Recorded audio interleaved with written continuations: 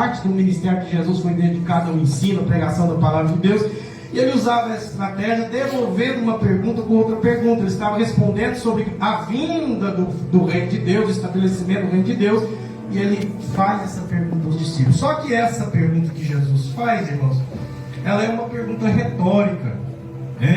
Uma pergunta retórica, ela não exige necessariamente uma resposta. Jesus não queria que eles respondessem se sim, se haveria fé, ou se não haveria fé. Na verdade, esta pergunta, Jesus sabia, claro, que em todos os tempos, em todas as épocas, Deus sempre preservou, mesmo que com mínima quantidade de pessoas, mas em todas as épocas sempre tem aqueles preservados por Deus que permanecem fiéis, não é verdade?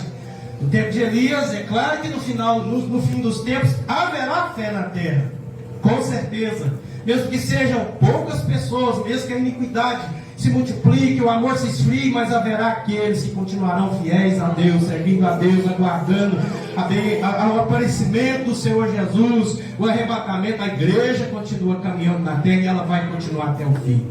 Em toda a história, né, irmãos, sempre houve, mesmo nos períodos de grande apostasia, sempre teve aquelas pessoas, né, no tempo de Elias, por exemplo, é um grande exemplo disso. Elias viveu um período de grande perseguição, o povo de Deus sendo perseguido, os profetas sendo perseguidos, matavam os profetas. Elias chegou a dizer para Deus: Deus, mataram todos os teus profetas e só eu fiquei. Mas mesmo que tivesse ficado só Elias, ainda tinha fé na terra, né, pastor Fausto? Mesmo que fosse só Elias, ainda tinha um.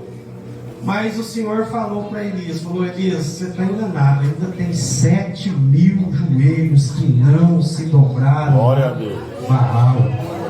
Então, essa pergunta é uma pergunta retórica, ela não exige necessariamente uma resposta, mas Jesus estava dizendo com toda clareza aqui, que com certeza haverá aqueles preservados por Deus que permanecerão fiéis, mesmo em meio às perseguições, mesmo em meio às lutas, às tribulações, eles não vão negar a fé.